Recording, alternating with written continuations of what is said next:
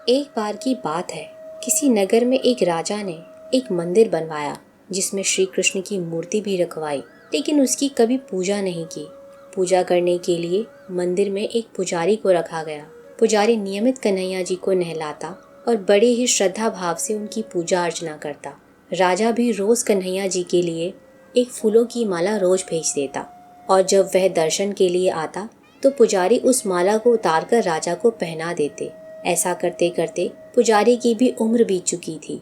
एक दिन किसी वजह से राजा नहीं आ सका तो उसने एक सेवक के हाथ मंदिर में माला पहुंचा दी और कहलवा दिया कि आज वह मंदिर नहीं आएगा, इसलिए पुजारी उसका इंतजार न करे। इतना कहकर सेवक चला गया।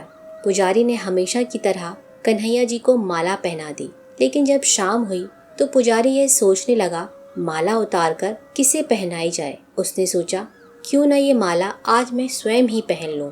वैसे भी मेरी उम्र हो चली है, जीवन का क्या पता कब खत्म हो जाए।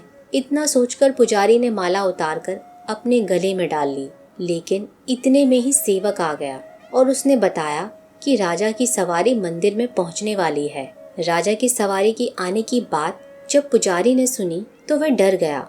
उसने सोचा कि अगर राजा ने उसे देख लिया तो वह उसे आज मरवा ही डालेगा। आनन फानन में पुजारी ने माला उतारकर वापस कन्हैया को पहना दी। जैसे ही राजा अंदर आया तो हमेशा की ही तरह पुजारी ने माला कान्हा जी के गले से उतारकर राजा को पहना दी, लेकिन माला पर लगा सफेद बाल देखकर राजा समझ गया कि पुजारी ने ये माला स्वयं ही पहनी थी।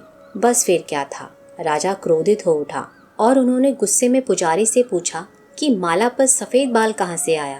तब राजा की बात सुनकर पुजारी डर गया और बोल पड़ा, ये तो कन्हैया जी का है। अब तो राजा और भी क्रोधित हो गए, क्योंकि कान्हा तो भगवान है और उनके बाल सफेद कैसे हो सकते हैं। इसीलिए राजा ने फरमान सुना डाला कि कल श्रृंगार के समय राजा खुद आएंगे और देखेंगे सच में ही कान्हा जी का सफेद बाल है या पुजारी झूठ बोल रहा है। उन्होंने कहा कि अगर पुजारी ने झूठ बोला तो उसे फांसी दे दी जाएगी। राजा का फरमान सुनकर पुजारी का बुरा हाल हो गया। उसने सोचा अब क्या करें, कहाँ जाएं, अब तो उसका मरना तय है।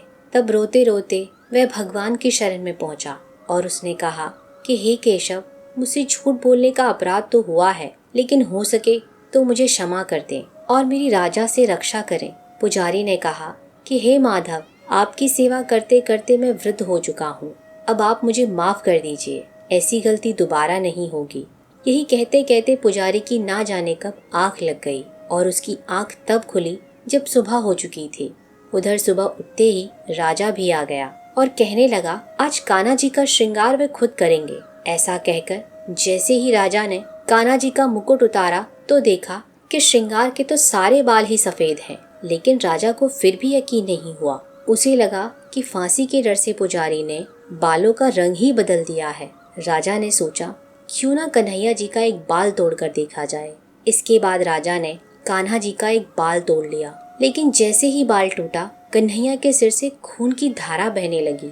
यह देखकर राजा भगवान के चरणों में गिरकर माफी मांगने लगा। तभी श्री कृष्ण की मूर्ति से आवाज आई, हे राजन, तुमने मुझे केवल मूर्ति मात्र ही समझा, इसीलिए आज से मैं तुम्हारे लिए केवल मूर्ति मात्र ही रहूंगा। लेकिन पुजारी ने सच्चे मन और पूरी श्रद्धा से मेरी भक्ति की है, इसीलिए उसकी अनन्य भक्ति को देखकर मुझे अपने बाल सफेद करने पड़े। कन्हैया जी ने कहा कि भक्ति में कभी संशय नहीं होना चाहिए और सच्चे भक्त की लाज तो मैं कभी जाने ही नहीं देता। अगर आपको ये वीडियो अच्छा लगा हो तो वीडियो को लाइक, शेयर और सब्सक्राइब करें और बेल आइकन दबाना ना भूलें।